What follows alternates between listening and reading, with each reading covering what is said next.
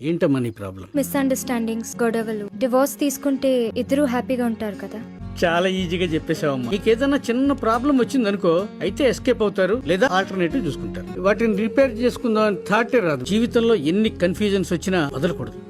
వదల బుద్ధి కాదు. నానా చాలు. ఏం ఆలోచిస్తున్నావు నానా? ఆ వ్యాపారం ఈ వ్యాపారం అని మొత్తం పాడు చేశాను. మరీ ₹10 ఎత్తుకోసం. ఇప్పుడు ఎందుకు అవన్నీ ఆలోచిస్తున్నావు? నా పెళ్లికి ఇంకా చాలా టైం ఉంది. ఈ లోపు అన్ని క్లియర్ చేసేస్తా. నువ్వు హ్యాపీగా ఉండు నానా. రేపు వస్తున్నాడు పెళ్లి చూపులకి. వద్దన్నా, రిలేటివ్స్ ప్రెషర్ పెళ్లి చేసుకోమని ఫోర్స్ చేస్తేనే తప్ప నిన్ను వేరే ఇంటికి పంపి నేను హాయిగా ఉండాలని కాదురా. అబ్బాయి కావాలి అని అనుకున్నాను, కానీ let me tell you, you're more than a son to me. I'm so proud of you. I completely believe in you. I will never force you. భయం వేస్తుంది నాన్న.